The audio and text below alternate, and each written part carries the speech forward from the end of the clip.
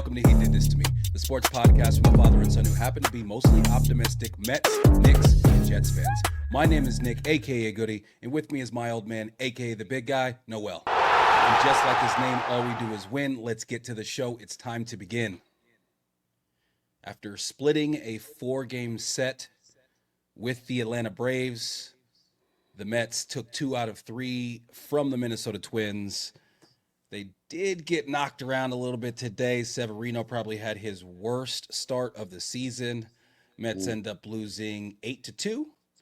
But they did take 2 out of 3, won the series against the Minnesota Twins, and they will now be coming out west to Anaheim to play against the Angels. And you'll be on the building Saturday, isn't that correct? Yes, myself and your mom will be there Saturday evening to watch the Mets bust up the Anaheim Angels.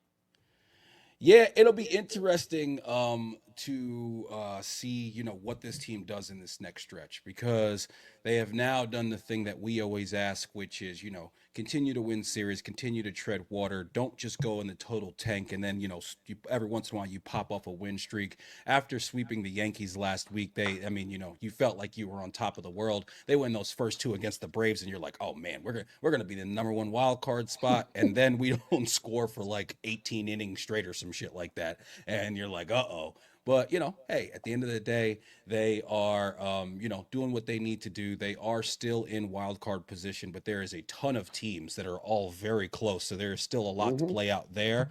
Trade deadline. Stearns made some moves. Didn't, make a huge splash. There wasn't a lot of top talent out there to get.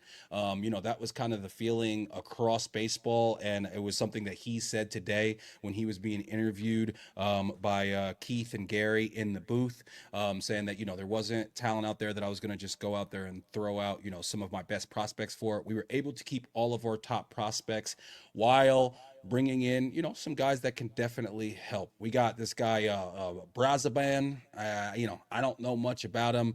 They say he's a late bloomer. He's, he's pitched in the minors for like a decade, but he has had a 2.93 ERA for the Marlins.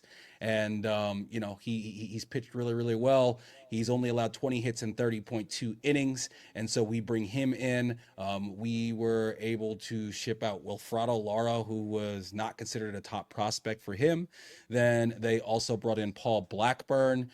This is a guy who can be a legitimate starter. He's not overpowering. He throws 92 miles an hour. He does have a 4.41 ERA in his 51 innings. But many people say that, he's a legitimate starter, back into the rotation guy. And then obviously we did bring in Phil Maton earlier. We've talked about him. We brought in this guy, Ryan Stanek. Everybody says very, very good, reliever. He does have a 4.38 ERA, does throw heat, did get knocked around in his first start, almost, got killed stepping on first base because of that lollipop toss by Pete yesterday. But a lot of people say that he should be a good addition to the bullpen. And then we got Jesse Winker, left-handed bat. Hopefully we never, ever have to see this guy DJ Stewart again. And then last but not least, Tyler Zuber. He's a journeyman. He's thrown 52 innings in the big leagues ever. But we did get him from the Tampa Bay Rays and think that he, is good. He's going to be down AAA now, but he could end up being somebody who contributes. What did you think of how Stearns handled the deadline? Do you think that we should have went out and tried to be more aggressive, or are you happy with what he added to the team? I'm happy with what he had added to the team because, listen, no one thought we would be in this position here this year, right? So I don't see, just throwing wild prospects, for what? This guy Flaherty, or, who the Dodgers picked up. Which, by the way, did you hear Cashman talk about him? Yeah, Cashman was like, he didn't want to get down with him because of his injury history. Right. The guy had a bad back, and now you're going to bring him in here, and a month later, he's in a gurney. I mean, come on, get him out. No way. Cashman was not feeling that. He was. I agree with him.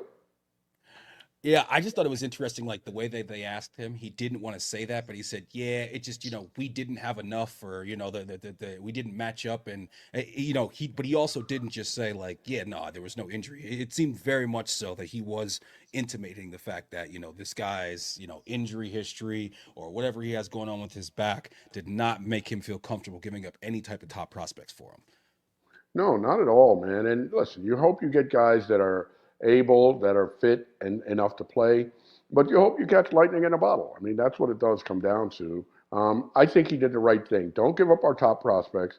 Let's keep moving. Let's hope we can keep this together and get into the playoffs. That's all it's about.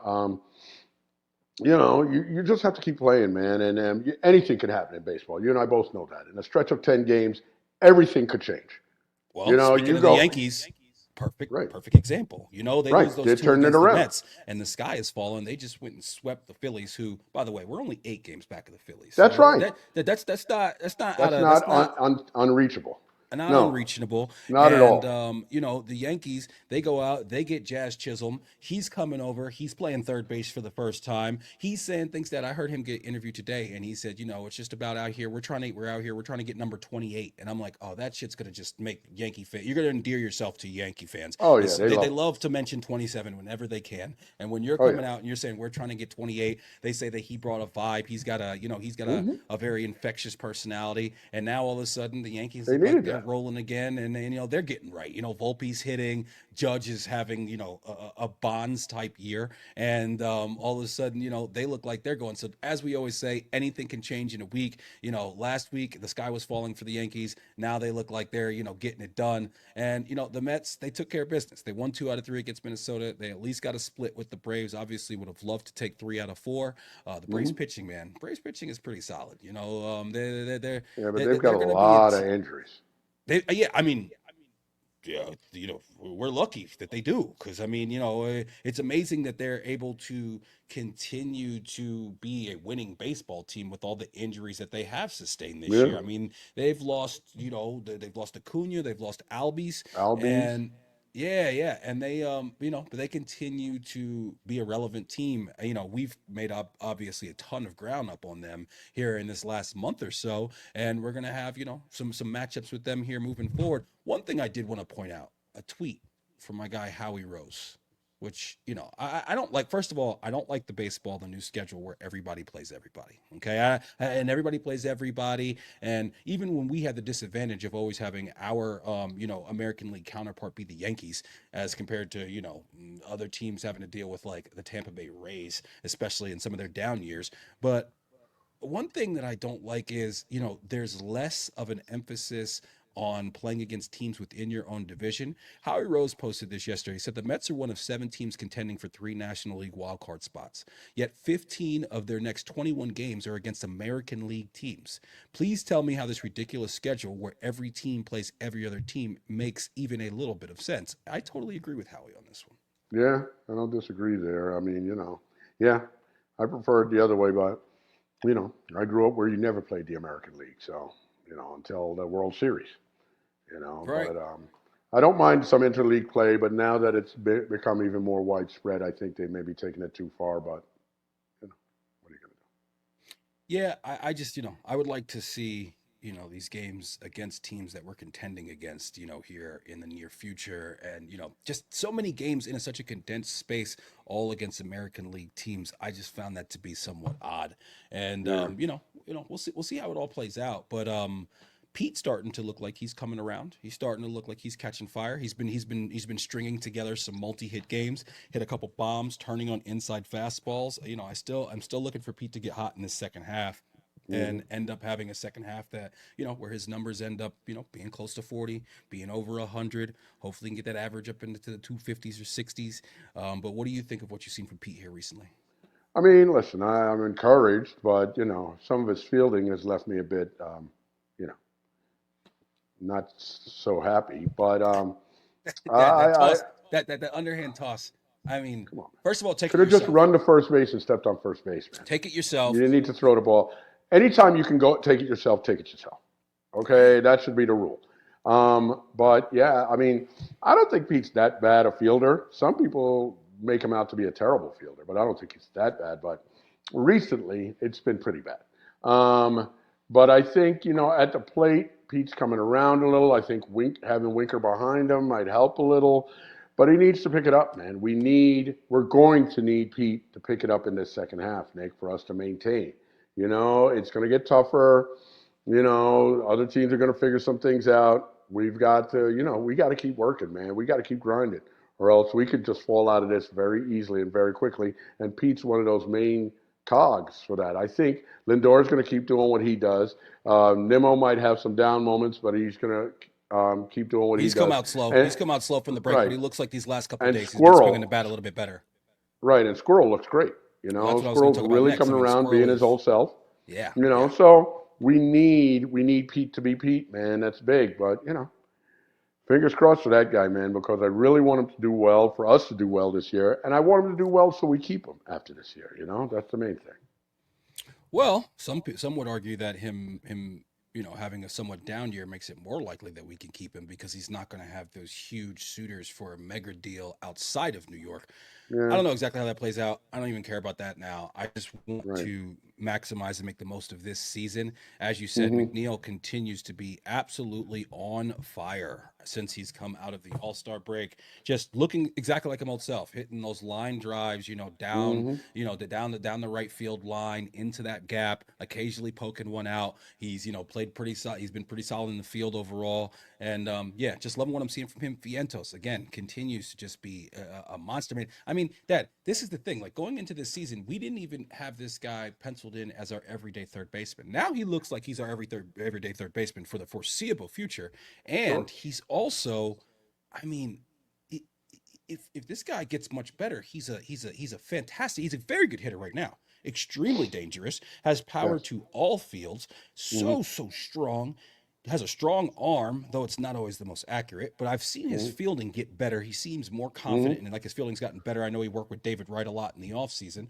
And Hmm. now, he's looking like he could be a legit, plus at third base for years to come, man. I don't know what ends up happening to Beatty. Some people were saying that he might get moved to be by part of a deal here at the deadline, but no, we did keep him. But I'm loving what I'm seeing from Vientos, man. Shout out to my guy CPNY. He's from spring training, he was screaming, Vientos is the guy. We got to get him up. We got to bring him up, and I got to give him the credit because not a lot of people were feeling that way. I know I was a little bit more in the Beatty camp. Boy, was I wrong, and I'm glad to admit that I was.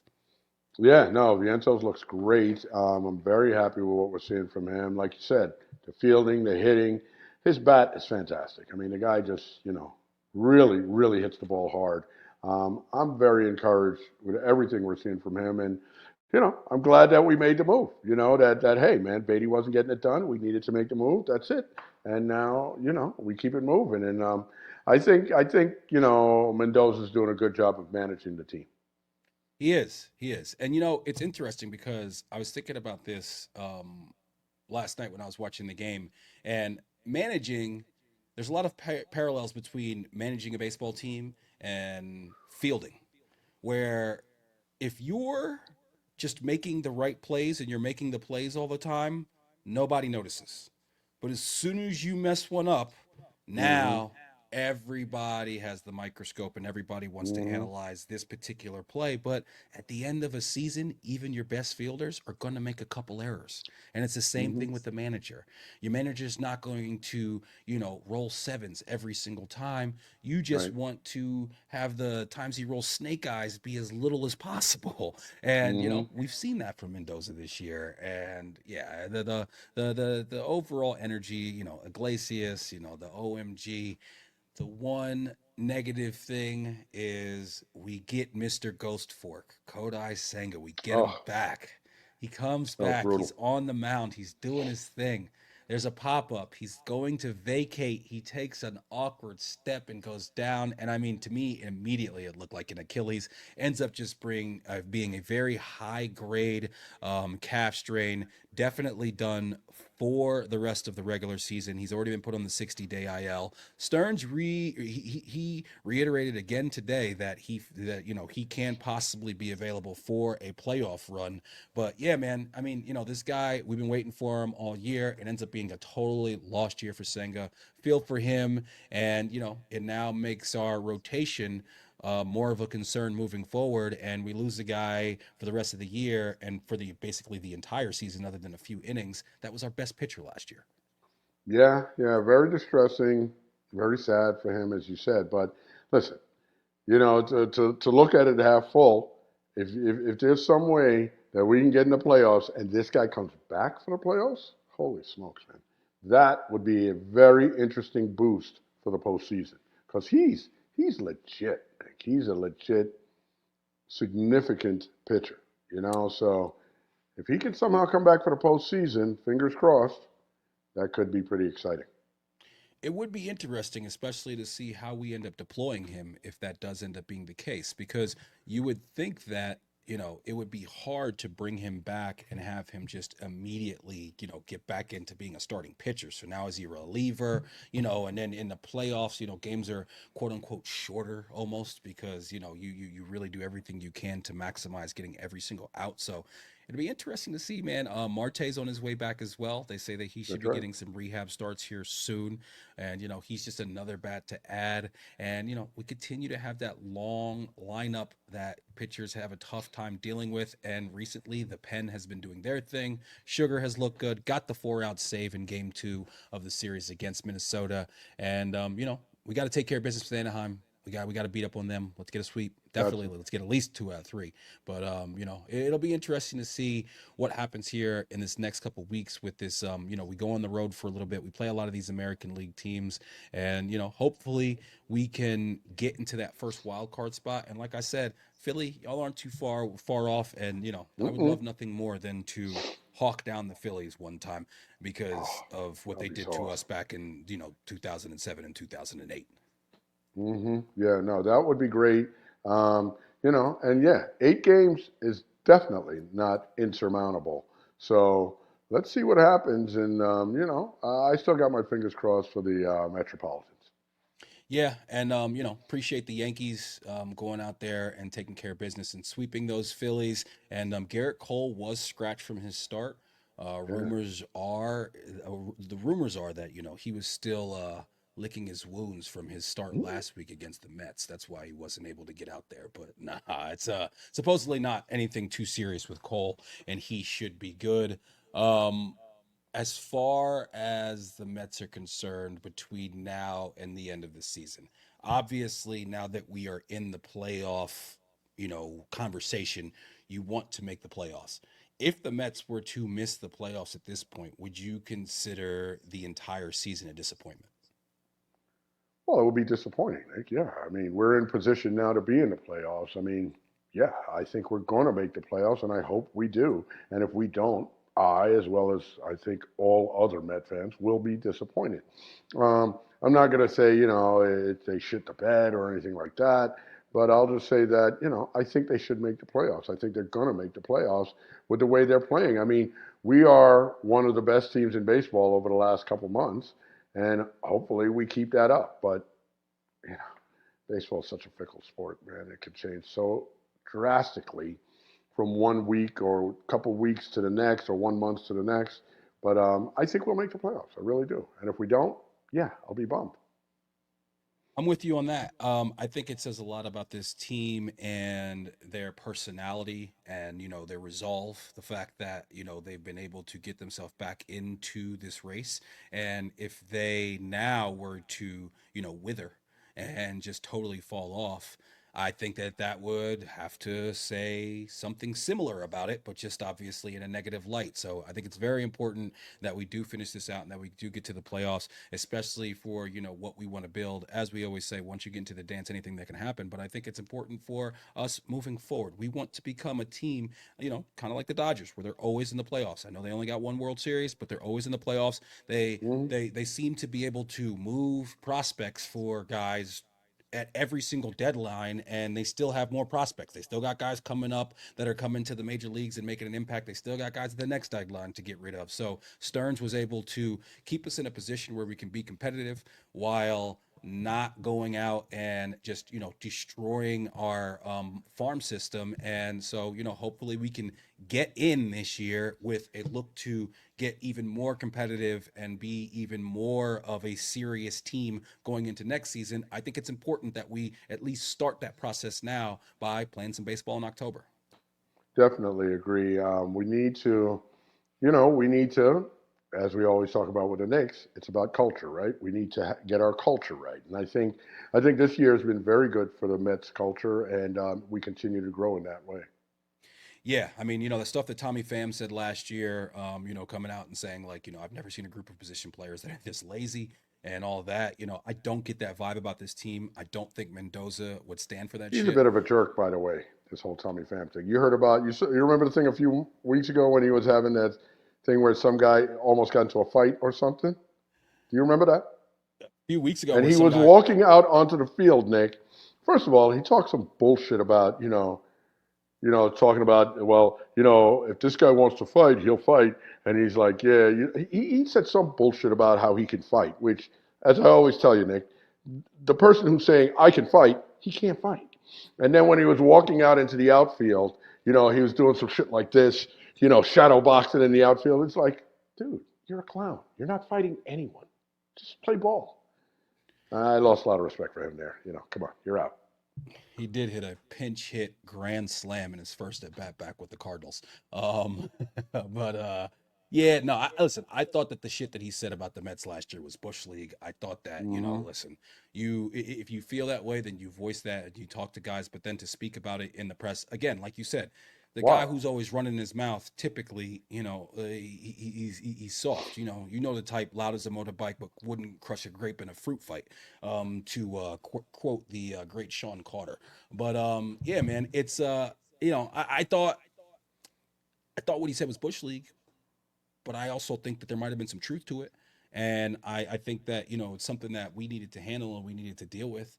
And I think that guys like a JD Martinez and his professionalism and, Lindor continuing to get more entrenched as the real true leader of this team.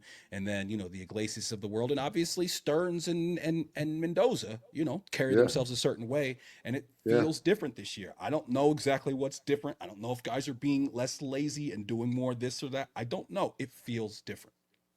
Well, like you said, Tommy Pham, what he said, he didn't have to say. And whether it's true or not, I've told you this a million times, Nick. Just because something's true doesn't mean it needs to be said. I mean, if you're a team, you're like a family. Certain things you keep in house. But I don't know. I guess in professional sports, that's not always the case. If you're feeling the content or you think we are two loathsome, offensive brutes and yet you can't look away, give us a thumbs up or a 5-star rating. Make sure you subscribe and or hit that notification button on YouTube or wherever you're listening. Training camp is in full swing. The Jets have had some days where the offense is dominant. There was a day recently where the offense wasn't so great, a little sloppy. Allegedly, Aaron Rodgers was very upset with some of his receivers, and there was a heated conversation that was captured on video between he and Garrett Wilson. What did you Mhm. think of that back and forth and the kind of the coverage that it's gotten? With the two teammates having a very spirited conversation that did end in a handshake, and obviously it seems like it's much to do about nothing. Exactly. I think it's a non-issue. Everything I've read, the same people keep saying the same things. Anyone who's ever played any ball knows this is a non-issue. You know what I'm saying? If you're telling me that this is a huge issue, you're telling me you've never played a sport in your life, and definitely never played with people.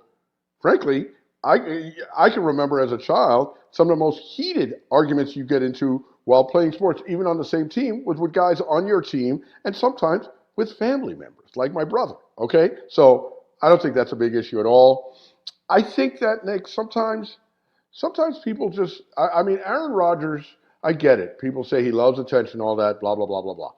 But I honestly feel like Nick that that's a reputation that he has. So everybody, I mean, the press loves it every time he does something. And I'm not the guy who wants to blame the press for stuff. I'm never that guy. But I think that anything that involves the name Aaron Rodgers, they just they just love it and they just jump in with both feet and they want to like they want it to proliferate and be something more than it is. It's a nothing. Okay. And then I heard people saying, I heard some guy on the radio when I was driving home today saying that, oh, this whole thing with not playing in the preseason, that's crazy. Why didn't Salah speak to us, speak to this guy about it before he came to the podium, Aaron Rodgers about it before he came to the podium, and blah blah blah. It's a non-issue. He might play in that third game against the Giants, or he might not. But that's up to the coach, and that's not a big deal. Oh, why did they talk to him before? He spoke to the press, and it's like, What do you mean? dude, Why didn't they talk to him before? I mean, I this is saw. what this guy was saying, Nick. That's the stupidest thing I've ever heard. They didn't know What? the press was going to ask him about preseason Yeah, but what and also playing like in preseason games. I don't understand. I mean, he has talked to Aaron Rodgers about it. It seems No, to but me. he didn't speak to Aaron Rodgers before he got out there because Aaron Rodgers said, well, yeah, I have no problem playing in the preseason and whatnot. And Robert Saleh kind of said, I'd rather him not play in the preseason, but Sure. he'll probably play some in the third game. But they want to make it like there's some sort of controversy and miscommunication No. between the coach and the player. It's stupid. No, I to see I the way I took that was that, he's saying he has no problem playing, but the coach's decision and what he wants to do and what the organization wants to do is they want to set him out for at least those first two games and then, they haven't made up their mind on the third game yet. And yeah, I'm totally okay with that. I'm not one of these people that's like, "Oh, he's got to get out there and get hit." Listen, first and foremost, okay, I'll come back to the argument, but actually, there's really not even much to say because I feel exactly the way you do. If you've ever played a sport before, you get in heated conversations during games. I mean, I coached my kid's 8-year-old basketball team, and I got in a heated conversation with him during the game at one point last week because he came over to the bench and I was talking to him about the fact that he wasn't he wasn't rebounding. And so like that's sports. You're supposed especially in the heat of the moment, things are going to get heated. And that's totally fine. And quite frankly, that's what I want. I want a leader who is going to say, "Hey, man, you're supposed to sit down right there." And he's like, "No, well, I was supposed to do this." And y'all supposed to. And then at the end, they tap up and they keep it moving. That's Listen, right. as my man Kobe always said, I want to have a confrontational crew. I want people around me that when shit ain't right, they're not going to sit there and not say something. They're going to have something to say. And I love the fact that this guy is the standard bearer. And that's the thing that you That's right. keep hearing from so many people is that he expects a certain level. Going back to Randall Cobb last year during Hard Knocks, talking to guys about how, listen, if number 8 is, feeling this way, he's not throwing you the ball. And you got to be where you're supposed to be. And, absolutely I want this guy raising the standard of this entire organization and everybody on this That's right. offense. And I want him teaching our young guys how to handle themselves like a guy who's got 4 MVPs in a Super Bowl and is considered one of the greatest ever. I want all of these guys learning from him just in the way that he, goes about his business and the level of excellence that he expects from himself and from everyone else. Nothing That's wrong with right. that. That's great. The fact that that it was even such a story to me is just, we're dead of summer. There's nothing else going on in Right. Right. baseball. They need something to And write about. right. Come And on. there's something, and so that's why. I mean, the fact that I still saw people talking about that on TV today. It happened last week. I was like, that's the only reason I even brought it up. I was like, I feel like we got to talk about it because everybody still is, but it's like it's so not a big deal to me now. As far as the way that the press handles him, Aaron Rodgers, listen, he moves the needle, man. He does. Right. So everything he does, whether it be the friggin' shirt and sandals that he wears, or any comment that he makes, people are going to talk about it, no matter what. Like that's just what it is. Now, the idea that he needs to get hit or something like that you want to see him get hit, and you don't want his first time that that his first time he gets hit is in San Francisco. Listen, he's gonna get hit at some point. You can never say when that's going to be. I heard Bart Scott saying that I wouldn't throw him out in that game against the Giants because even though it's a preseason game, that game is quite often a little bit more, spirited due to the local rivalry. I don't really know if that's, I don't buy something that that. I would worry He about. played in the Giants game last year. Right, exactly. Very good point. He played in the Giants game Okay, and last Nick, year. he has to do the Tom Brady thing. And As that's soon as exactly that was somebody going to be gets my next point. close enough to you, you go down. Go down. Go Live to down. fight another down. He needs to That's right. go down. He needs to just fold like a deck of cards, please, That's right. every single time, dude. He That's needs right. to straight up. I really, really, really hope. And I can remember you saying this last year, Dad. I remember you saying this last year before he got hurt. Just go down. And in that play that he got hurt, if he would have just went down there, It doesn't happen right there. It doesn't happen later on. Who knows? But it does not happen right there if he just goes down. And Yeah, but Nick, that whole play too, he was trying to escape the pocket. I mean, look, things like that are going to happen. This but is he was in a guy's football. grasp and he tried to get away from him. He did not just try to go down. Yeah, yeah. That's what I'm saying. When you're in a guy's grasp, Aaron, You know what, though, I Nick? don't. The second he starts doing that, and I agree with you, but the second he does that, people are going to be screaming about that too. Oh, Aaron's afraid to get hurt, and Aaron's this. Dude, who cares? As long as we win, I don't give a shit about any of that other stuff. I mean, I'm listen. so tired of this narrative. Oh, it's the Jets. It's the Jets. You know who does that a lot? Who's getting on my nerves? Is Chris Canty in the morning, a former Giant Yeah. Oh, who he loves hates on the Jets nothing. hard. Oh, he rags on the Jets every chance he gets. I am, and this is me, the disgruntled Jet fan of 50 years. Um, I cannot wait for the moment that if the Jets like win, play well, get at least into the playoffs, do well. I just want to shut some of these people up, man, because a lot of these people talk like, it kills me because they talk like, well, the Jets can't win. They're the Jets. And it's like, what? A lot of teams have had bad stretches, Nick. And we've Yeah, but had some not really bad stretches. No, it's not about the Super Bowl. They're saying they just don't even make the playoffs. Yeah, they haven't made the playoffs since 2010. I agree. That longest drought in sucks. professional sports. I get it. It sucks. But don't act like, well, the Jets can't make the playoffs. You know what I mean? They talk almost like Listen, they can't. but you have to prove that wrong. I mean, Right. We got to make the right now playoffs, but they're we have to correct. have a better team. We're a Right better now they're team correct. now. Right That's now they're right. correct. The only thing that we That's can right. do is prove them wrong. And yeah, no, Right. there's always the Jets hate. There's always that feeling amongst Jets fans that we're cursed. And you know what? Honestly, last year when his Achilles goes 4 plays into the game, I felt that way a little bit myself, man. Like like I don't damn, buy like shit like that.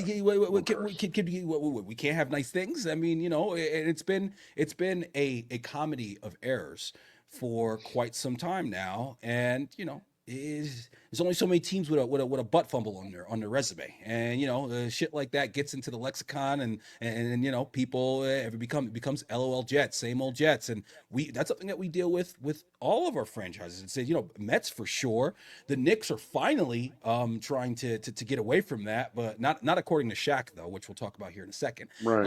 But yeah, man, only thing that we can do is go out there and win.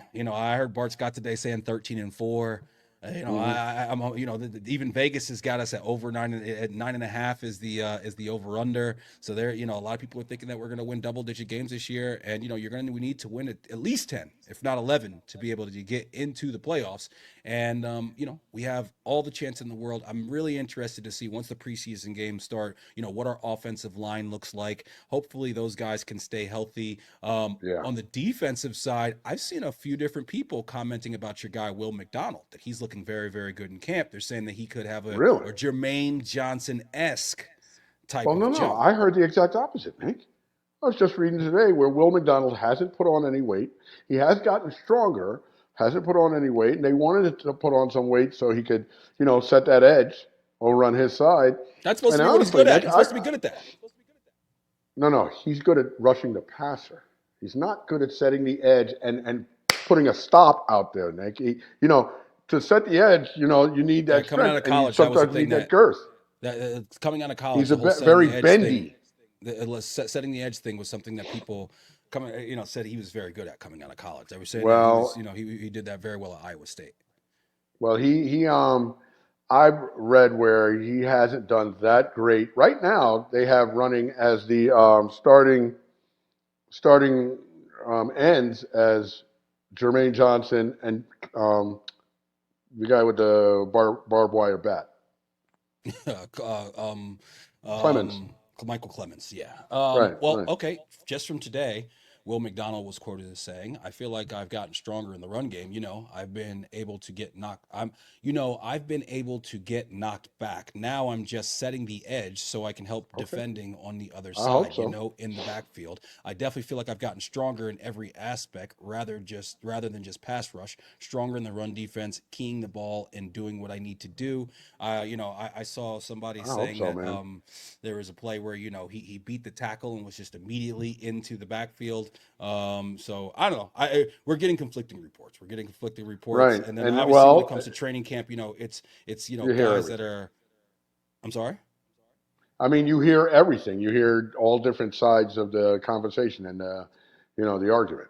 You know. Yeah, yeah. So I mean, exactly what's happening, who knows? I just hope that he's a guy who's, at least on the active roster with a top 15 pick, unlike he was some Oh games yeah. last year. And yeah, we need him to, definitely step up. And then it's kind of weird that we're not hearing anything about Hassan Reddick. Usually when a guy is holding out, you're hearing something. I'm not hearing anything about this guy and I've what the read some situation things is. where they say there's some negotiations going on behind the scenes, even though they say they don't want to talk till he comes in. They are talking. And Shefty actually said, I heard him say as recently as yesterday, he expects them to get something done sooner rather than later, for whatever that's worth. We'll see. Yeah, we'll see. We'll see. I'm reading, Mosley and Salah have had some good comments about McDonald as well. So it does seem like Okay, some good. people in Jets camp are bullish on him this season. And if he could have Let's a go. jump like a guy Jermaine did, I mean, obviously that would be huge for us overall. And yeah, man, we'll see how things progress. I'm looking forward to that first preseason game. And just gotta pray, man. Just gotta pray that this guy Hmm. Rodgers stays healthy, man. And if That's the because if main he thing. does, obviously, I think that the sky is the limit. And if he doesn't, there's only so much that we're gonna be able to do. Would just love to see what this defense can do. Like I read an article the other day talking about the fact that we were seventh in sacks last year. We had some both interior and guys on the outside had some of the best the pressure metrics that they take, but that was all on a team where We were we were never never in a ahead. situation where like the team Right, had to throw. right, right, Can you imagine what the numbers would be like if we could just pin our ears back and just go? So yeah, right. man. Brees is going to have a huge year. I watched him. He was Hmm. on the pivot with Yes, I saw Ryan that. Clark, and yeah, nah, yeah. So I Excellent. watched that. He was yeah, he was Brees is an interesting guy. He sounds like a big kid to me to in certain ways, but Yeah. I love he's it when this one guy said to him, do you think it would all be different if you had a neck? That guy's yeah, hilarious. yeah. He said Channing he just Crowder. yeah, Channing Crowder. He's very very funny. He brings a lot to that show. This dude's neck is like a trapezoid neck. They're called traps for a reason, right? Yeah, man. Right. But He's you know what the geometric shape a trapezoid is. yeah, yeah, yes, Daddy. That's You what know what his neck traps looks like. It's fucking crazy. are. It's But no, yeah, neck reps like. he does not miss shrugs. That's for sure. No. Every day is shrug day for him. And yeah, man, I think Brees is gonna have a huge year. Really, really interested to see how he looks. Second year after that surgery. Yeah, yeah, no. I mean, he's clearly definitely working the neck machine big time. I remember first being introduced to that playing football in college and just how much stronger that makes your neck. And there was a particular guy on the team who was one of the most fearsome guys on the team, this guy named Jack Corbin. His neck was like one of Brees Hall necks, like that. And dude, I got to tell you, unfortunately for me, being a scout team player, receiver, and sometimes running back, I didn't like it when that guy had to tackle me because he was putting a hurt piece on you every time with that flipping neck of his. And he would just, if he had to move you, he'd just put his head against you and move in that direction and literally use his head and neck to move you. Yeah, that's a very big asset in the game of football to have a very strong neck. All time team neck for me. The captain of that team is a Mr. Takeo Spikes. Oh, definitely. Yeah, yeah. No, he's Joe That Neckbone for sure. motherfucker's neck is crazy, yo. I just pulled him a picture of him. I'm looking at him right now, Dad. His neck is wider than his ears. His neck is Yeah, yeah. It's insane. wider than his ears, dude. It's insane. It's insane. Yeah. Yeah, yeah. That guy, He's repping Takeo out. Spikes. I think it's allegedly. I'm just gonna throw this out here. Probably it's a little juicy. There's definitely he just seems like a guy that maybe there's a little bit of juice going on with Takeo, Maybe he's just the shooting the way juice directly into his neck. exactly. Exactly. Yeah, man. He's definitely first team all neck, that's for sure. Hmm. Yeah. Excited about the Jet season, man. I'm ready for football to be here. It's right around the Yes. corner. Also, I saw an update the other day. I think it was, I think we're like 80 something days away from Knicks season starting. And the Knicks brought back their backup big man, Precious Achua. Let's go, Precious. My precious. He comes back. We are able to get him for 6 million. we are able to get him to waive his no trade clause, which I think is significant as well. Mm-hmm. And it seems like he basically waited around, told the Knicks, "Hey, do what you got to do." And at the end of the day, he had some offers for more money, but he wanted to come back. He wanted to stay home. He's from the New York area. He is immensely more known now than he was at this time last year after his Mm-hmm. stint with the Knicks. And as you Mm-hmm. and I talked about, I mean, from his point of view, it's like, hey, I come back for 6 million, and maybe this time next summer I can be Isaiah Hartenstein, and I could be That's right. looking for that big deal. Worst case scenario, I'm a serviceable guy who's 6'9", 6'10". I'll be in the league, and he Right. clearly wants to stay home and be a part of this thing that we're building here. And I'm very very happy to bring Precious back. I do feel like, we are done when it comes to the center position, at least to go into the season. But I could see, like, a Precious and campaign and, some sort of like draft pick for a center around the deadline. And I think that being able to get off of that no Right. trade clause with him gives us that ability. And clearly, Leon wanted to keep that flexibility. No doubt. It was a good move by Leon, and yeah, I could definitely see that trade being made. Yeah, because some team is going to have a halfway decent center who the team sucks and they're ready to unload, and we get somebody like that. I don't see going out and overpaying for some of these guys that might be available now. There's nobody really available. You'd have to trade for somebody at this point and give up valuable assets. So yeah, I'm sure in some of these other guys, they probably kicked the tires on. These teams are probably screaming deuce, deuce, deuce. And Leon was like, no, we're not giving you deuce for that guy, And I think that's a good move to make. And again, man, we're making sober moves, and I think that it will bode well for us going forward. Both Stearns and Leon Rose seem to be just making the smart move without totally mortgaging the future. And Mm-hmm. like you said, that sober measured approach is something that we haven't seen for a long time, and it's nice to have. This is not Isaiah Thomas trading away the picks that would be Joakim Noah and LaMarcus Aldridge to be able to get Eddie Curry. You know what I'm saying? Like, sometimes the best move is no move, and you give Mm-hmm. yourself all the opportunity and the flexibility to make the big move when it is possible. And now it seems like, the next move could be the Julius extension, which I actually thought that he was eligible to do that like last month, but now I'm seeing it's not till September he's eligible to be able to make that next Mm-hmm. extension. So we'll see how that all plays out. What I actually heard, I think it was Ian Begley today, say that neither side is really like anxious to get an extension done, that they're both like just they're happy where they're at. Neither side is like really worried about it at the moment, and that's fine with me too. Obviously I love Mm-hmm. Julius and I would love to get him locked up, but at the end of the day, it's just, man, I cannot wait for this season to start. It cannot start soon enough. There is so much promise, but some people, like your boy Shaquille O'Neal on the Big Podcast, his podcast, when asked if the Knicks have any sort of title chances, he says no. You know what it is. New York is a place that's built on hype. That controls the hype. They can hype everybody else up. They haven't won shit, but oh, New York. So young fella, speaking of Brunson, can play.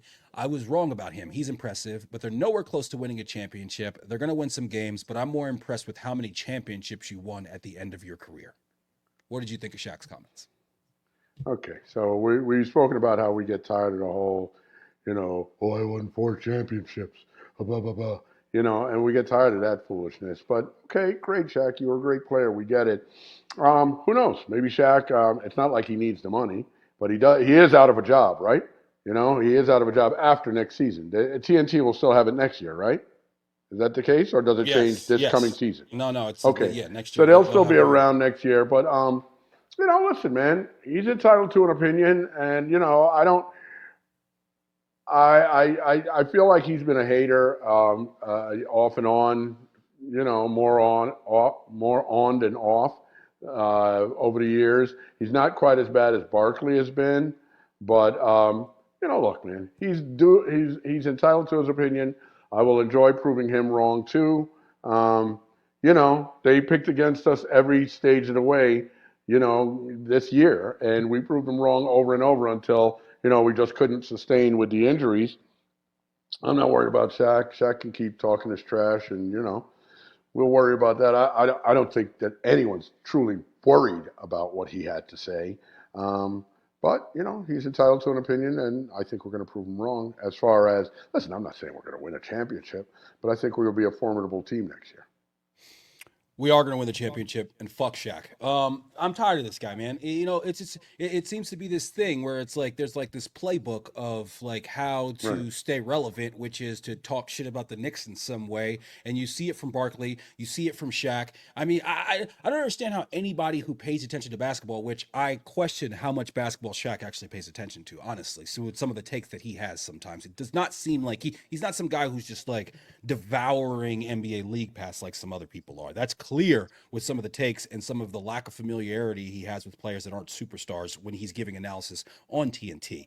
And same thing with Barkley. And I just think that, this has become a thing now where they know they're going to get a reaction because our fan base is so rabid and so large. But at the end of the day, I don't understand how anybody who likes basketball and loves basketball could have anything to say that's not glowing about the Knicks with what they're currently trying to build. And especially, he didn't necessarily throw shade at Brunson, but like almost kind of like, yeah, he's a nice player, but and it's like, Yeah. come on, man, like, why is everybody's always trying to poo poo this guy? But you know what? They can keep on doing that. We're gonna keep Exactly. on stacking and building and keep on using shit like this as motivation. And you got Shaq, you got Chuck, and then the next in line is Draymond Green, where he's always got Yeah. something to say. He had the comment where he said speaking of Brunson, he did the Draymond Green. I signed that 4 year for 100 million. If I waited, I could have gotten four for 180, but I needed to lock my money in. I'd rather lock that 100 and to know that I have, another 100 million chasing that extra 60 or 80, and then I don't get it. I just wasn't willing to take that risk.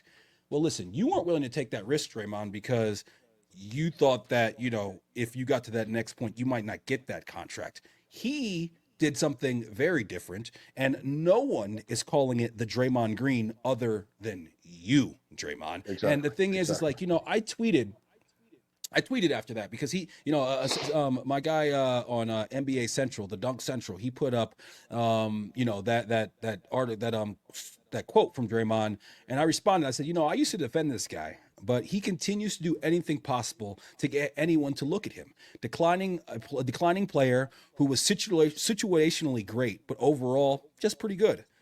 Now following the Shaq and Chuck blueprint of Knicks hate and uninformed takes. And that seems like what, his whole MO is now. It's like, yo, keep the Knicks out your mouth. You know what I mean? Like, stop with all the why is it always gotta come back to us? Hey, why is Shaq talking about us?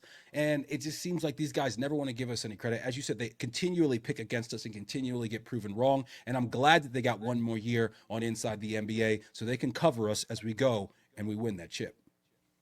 Um, Mick, one of these days you're going to learn to listen to me as your dear old dad. I told you from a long time ago this guy Draymond is a jerk. He's a jerk, Mick. I mean, is he a decent player? Yes. Has he been very good for that team? Yes. If he thinks that that Golden State was going to ruin their salary cap situation by giving him $45 million a year to do what he does, especially as he's aging, he's out of his mind. Golden State wouldn't have given him that, and no one else would have either. Okay? So he made the smart move in taking the money that's commensurate with his ability. I mean, dude, man, don't get it twisted, man. You are a good player, but like I told you a million times, Nick, on a different team, this dude is glaringly not that great, okay? He's not that great. Scoring wise, he's not that great. You know, um, he's a good defender and all that, Nick. But I'm telling you, man, this guy's a jerk. Yeah, and everything I've seen over the years just keeps confirming that to me. And he's getting to the point of world class jerkdom because that thing he says about Brunson right there. I mean, first of all, it was unnecessary, and to say that Brunson did a Draymond. Come on, man, stop that bullshit. Like you said, he's just like, please, would somebody look at me? I'm over here. I'm over here. Come on, man, just go away. Go lie down. Stop. Yeah, Got it with that guy. I'm with you on. I'm out on Draymond. I mean, I listen. I do think that he is a valuable player. That's, his value is beyond what statistics typically say. I think he was extremely valuable for that team at that time. Hmm. But, like I said, he's situationally great, and he's clearly declining now. And then when you add in all of his other antics, he's not a guy that I would want anywhere near my team. No. And it'll be interesting to see what happens with the Dubs. First year without Clay, Draymond. We're gonna see what happens with him. Does he continue to fall off? Steph still looks like he's the man. It is gonna be interesting season for them. Like, is that dynasty all the way over, or are they gonna give it another run? And especially with an entire new look, that'll definitely be something to pay attention to. Are you paying attention to Team USA at all? I've watched some of the games, and yeah, they're interesting. Kevin Durant doing his thing a couple games ago, and they've been Team USA as well. They should be. They shouldn't be, being challenged by some of these teams. They need to take it a little more seriously. LeBron's still doing his thing, Mr. Flag Bearer himself. What I do like, and I'm sure you want to talk about this, is seeing Embiid sucks. It's interesting that the French crowd is just ripping him every time. Did you hear his But quote about it? yeah, yeah, yeah, saying that, oh, if you could deal with New York, blah blah blah. But He didn't play he today. Did not play. Coach's decision. Okay, well, listen, that happens. Listen, you got so many stars on that team. There's going to be times when some people don't play. I thought Tatum didn't play. I thought that yeah, but okay. Let's talk about Tatum not playing for a second, because to me Well, that's wild. Kerr said that was a mistake. He said, I couldn't Okay, believe I didn't play him. And it that's happens. that's even wilder to me that he Right. made a And Derek White mistake. got mad minutes. This is what I'm saying, man. Listen, I don't even think Derek White should be on the fucking team. Okay, I'm sorry. I understand. Everybody keeps trying to tell me he's a glue guy. I had a Glue guy. whole conversation. I was talking to a couple of my buddies who are, Boston fans. My guy, shout to my guy AJ, shout to my guy Chop, and AJ's like, well, Derek White and Drew Holiday. I see. To me, Drew Holiday is a legitimate superstar. He's just not a huge scorer, but I think he's a legitimate superstar and has been in the league for years. This Mhm. guy Derek White, I'm sorry, man, but he should not be on the Olympic team. What happens on the Olympic team is guys who are really good superstars end up falling into and playing other roles, and they don't necessarily get to score a ton. But there is nothing on the floor that he can do that Jason Tatum can't do. Jason Tatum was the second best player on our last Olympic team. Okay. And if I was him, I'm looking at this guy and I'm like, what the fuck? And I don't, how did he made the team over Jalen Brown, who was lobbying to make the team? According to my Yeah. man Chop, that's a huge conspiracy where Nike basically is pulling all the strings. And, then Jason Tatum came out and he came out in defense of your guy, of your guy Jalen Brown, and all of a sudden he doesn't play the next game. So that's the next level of the conspiracy, according to my guy Chop. Again, Jalen Brown. It should absolutely be on the team instead of Derek White. And I think, as a Knicks fan, as a fan of a team that is vying for Eastern Conference supremacy, if this can sow some sort of seeds of, Discord. guys looking at each other some type of way because Jalen Brown wanted to be there, but Derek White gets to go. If that somehow has any effect on the chemistry of that locker room, I'm okay with that. Well, maybe. I don't know. Maybe. But yeah, I'm not worried about all that. I mean, I'm sure they'll be fine. Do you think that this guy should be on? You think White should be on Team USA? Look, I don't think he's the most talented guy, but I do see how, He's not a top like, 30 player in the league. He's definitely. well, I I do mean, see how a coach might say, look, I want a guy like that because I want the things that he does, because he feels like, he's more of a defender and a facilitator on the court. But you're right. Jason Tatum can do all those things, but yeah, I mean, look, I don't think he deserves to be on the team more than Jalen Brown. Jalen no Brown's way. clearly the superior player in every way.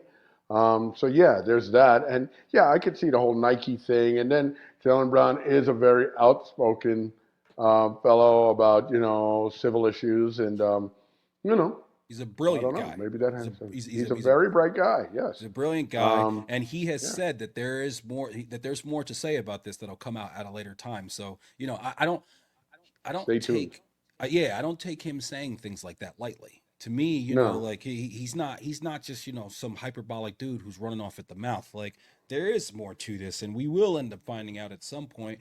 But Yeah, we will. there's always been controversy around this, going back to Isaiah Thomas being left off of the Dream Team. What do you think of Mhm. that? I sent you that tweet about the last amateur team that won with Jordan and Ewing on it, and them two like I never heard that story that Wrestling. Ewing, oh yeah, Ewing almost got kicked off the team for wrestling with Michael Jordan right the day Yeah, I didn't before a know they were game. roommates or whatever. I know they were good friends from college and all that, but I didn't know they roomed together, all that, and it explains more why they were such good friends in the pros, even though they went at each other so hard, their teams. But yeah, I wasn't aware of all that, but interesting little story. And yeah, that was a great Olympic team back then, man. We were amazing. That was, and honestly, Nick, I enjoyed the Olympics more for us back then as when we had college players playing. It was more interesting and more fun then.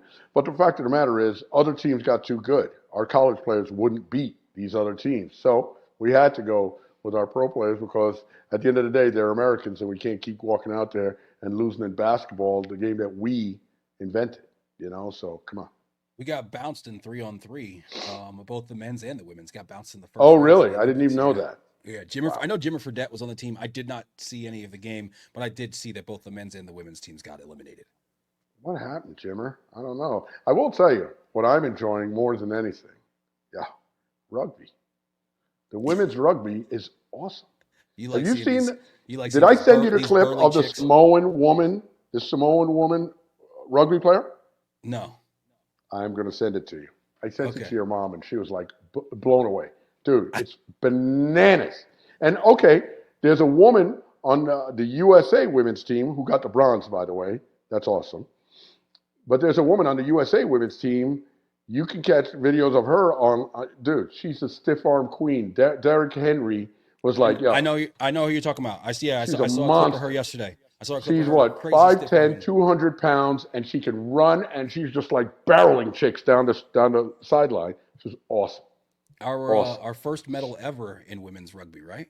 Yeah, yeah, yeah, yeah. I thought it was pretty cool. But now they say rugby sevens because there's 7 people on the field. Is there another level of rugby where I there's think more there's people on the 11s. field? I think there's 11s, and I think Is that there there's 11s? sevens. I think sevens is great, man, because that field is so wide open. Yeah. We spoke about the little guy DuPont, right? No. Oh my goodness, Nick, you got to see this guy. They say he's without a doubt the best rugby player in the world. He's a little dude, French dude, DuPont. Just Google DuPont rugby player. He's amazing, and he's so fast. These guys, I'm telling you, it's a fun sport to watch. I explained to your mother how you and I used to watch Australian rules football when you were a little boy, right? And how much fun that was. Yeah. But I don't think that's around anymore. I never see that anymore. It's But got to be around. What do you think? They just fold it up? they don't put it on TV anymore. Is my point. Yeah. Okay. I don't know, but it seemed like it used to be on somewhat often when you were a kid because we watched it all the time whenever it was in season. It was It's fun. true. We did used to watch it a lot back then. I think that we like the ref more than we actually even like the actual The on ref was field good, play. Nick, but then again, some of the running on the field. But this rugby stuff, man, these guys are going for it, man. These Samoan cats, yo, well, Fiji. They're not Samoan. They're Fiji, Fiji, and then also, I mean, over there, like obviously it's huge in Australia, New Zealand, it's New huge over Zealand. They love it there. in New Like Zealand. they love it in New Zealand, and yeah, I mean, I don't even really know exactly what the differences are between that and Australian rules football. It seems I very don't. similar. But yeah, no, it's what. Listen, the Olympics. It's great to just catch something here and there, and especially with YouTube TV now, you can. It's so much easier to watch the Olympics than it used to be. Just to be able to go and find exactly what you want to watch and be able to watch it. My son and I have been having a lot of fun with the table tennis, watching that. He's blown away that these people can do what they can do, and the table tennis is always one of my favorites, and the women's gymnastics. Real quick, one thing I gotta mention before we move on from the basketball. Dwayne Wade, he's driving me insane. That he's so bad. He's so bad. He tries so hard to say like quirky, funny things and like have these one-liners. He said, "He's my friend. I know him personally, and his pronouns are he, him." He said that 3 different times in one game. I think once was about LeBron, one was about Bam. He keeps talking about how Bam is Bamate, but his mama call him Bam, so I'ma call him Bam. I mean, gee, and he used that 2 or 3 times in the game. He's the worst. He's so bad at it. He's so bad. I cannot stand him. Get him away from the microphone immediately. He's horrible, and it's just. And I know I have multiple people, multiple friends of mine who have hit me up and been like, "Yo, what is this? What's up with D Wade, man? Like, it's just not for him. I don't know how he tested for this." And somebody said, "This is the guy that we want to commentate for USA Basketball," but he seems like he's going to be doing it every single game, and I am not looking forward to it. They feel like he has the star power, so I He don't know. I sucks. don't I don't see how I don't see how who the announcer is bringing anyone else to the screen. Okay, so I don't think that makes a difference at all. I think it might not bring anybody to It it, but might I push think it some might people might away. push some people away. Yeah, maybe, but yeah, I don't think Dwayne Wade's adding much to the telecast. Yeah, he's horrible. I can't stand him. Been paying a lot of attention, obviously, to the gymnastics, and my wife just watched some documentary on Netflix about Simone Biles, so she's like all the way in now. She's super into it, and I watched her do her thing in the team competition, and the U.S. was able to win. They didn't win last time. They had this one in the bag before she even did her final floor routine, and I think it's so cool that she actually has like I don't know if you call them tricks. What do you call them? Moves, maneuvers, techniques that are named after her. Like they're Yeah, called the Biles this. And this year in the Olympics for the first time, somebody pulled off a Biles three or whatever in competition. How cool is that? yeah. I mean, this girl's just totally Oh, changed the game She's the greatest gymnast ever. They're saying. ever. And Yeah, just what she does, you can see it. It's like the young lady who was on the team, I think her name is Sun C yeah, Lee. I Yeah, know who you're talking about. Sun C Lee. She, her performance was very musical, and like I enjoyed that aspect of it. It was very musical. She was very very graceful, whereas like Biles is just power. She's just a power horse. It's just power and strength, and just the height that she gets and the things that she does. This is a question I got for you. Can Simone Biles dunk a basketball? No, Can Simone Biles dunk a basketball? I'd say no because she's 4'8". Dad, they showed the other day, they showed something where she was 11 and a half feet in the air. Well, They stopped and they showed her and they said that she was 11 and a half feet in the air. what part of her was 11 and a half feet? Her head, her hand? It doesn't matter if it was her. Right, but she can't. But could she dunk? I mean, she wouldn't be able to hold a ball. She'd have to dunk with two hands. I don't know, Nick. I don't know. it just seems as if she can jump. I She's an mean, amazing obviously, athlete. they're Anything's possible. it's in one of a bouncy floor, obviously, that they're on. So Yeah. that 11.7 is, what exactly would that be if Oh, she's okay. on So she was hardwood? 11 something on that floor. I thought you were saying like she jumped off the ground and like did a running jump, but no, you're talking about on that floor with the Where they do the what's the floor name? That routine. floor's made to be bouncy. Right, where they do the floor routine, Right. yes. She can't dunk a basketball. I don't know, Dad. It could be close, man. No. I mean, this girl gets up super, Again, hand super high. size, no way. Well, it would definitely have to be two hands. It would definitely have to be two hands. And you But can't jump as high when you're jumping like this that you would off of some bouncy floor and you're flipping up in the air. I mean, no, no, she listen, can't dunk. man. I, No I way. would like to see her attempt it. I would like to see her I attempt would it. love to see her attempt it. We got to figure out a way. I want to see Simone Biles try to dunk a basketball because, she's the athletic ability that this young lady has, or that this woman has, I should say. And then, yeah. And now Hold on one she's second. Let me turn on the light. It's getting a little dark. okay.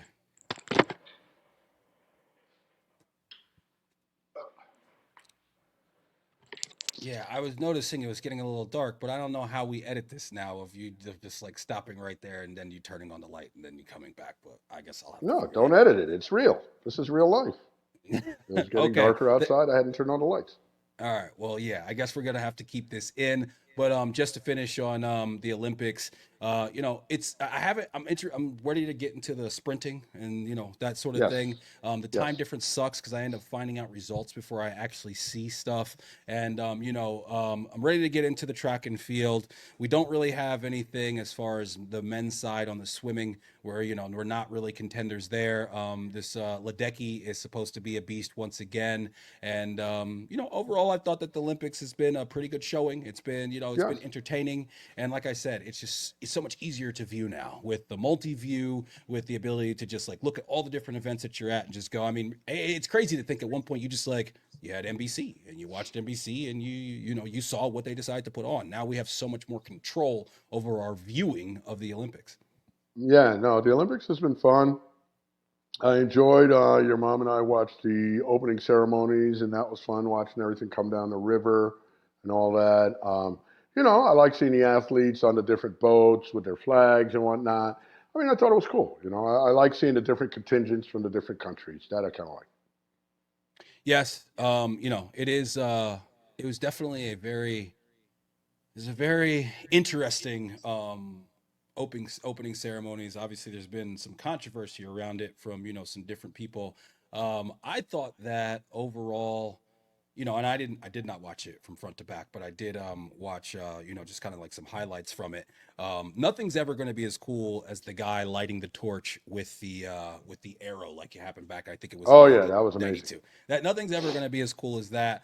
But I listen. I think that Paris is obviously one of the most historic and greatest cities in the world, and they've done a good job of putting on a pretty good show so far, and So we'll far. look forward to obviously the USA basketball is always going to be the thing that's going to be the thing I keep my most eyes on. I think the fact that they have taken care of a business against Serbia and now against South Sudan and seem to be playing with a different attention to detail than they were in some of those warm-up games, which is a good thing Yeah. to see because it's not even that we shouldn't be losing to these teams. It shouldn't even be close. And Nope. yeah, man, it's just it's such a better viewing experience, the Olympics now, than it once was. And shout to our guy Damon Hack. I've seen him on some of the coverage, friend of the show. And yeah, man, be interesting to see how it plays out for the U.S. and if they ever get tested. And God forbid if they end up not winning gold, that'll be a huge Dude, story. And that can't hopefully happen. Halliburton and Embiid don't play at all. Yeah, yeah. Halliburton gets like no burn. He got in the But game a little bit today, but yeah, I he's had did. some DNP coach's decision here recently as well. But getting back to Embiid, this guy's such a clown. Some of the stuff he's saying, Nick. I mean, again, here's another guy who likes to say, "Well, I could be the greatest player if." Shut up. Just shut If up. only there wasn't How about double that? teams. What does that even mean? Well, I've had some injuries. Just shut up, dude. Shut up. Do yourself a favor. Just shut up. You're better off. But he continues with the clown show. But that's who he is. Catch us every week on YouTube or wherever you find your podcasts. Please follow, like, comment, and subscribe, and make sure you hit that notification button on all platforms. Really appreciate all the love. You can find us on all socials at he_did this to me. Love you, big guy. Love you, kid.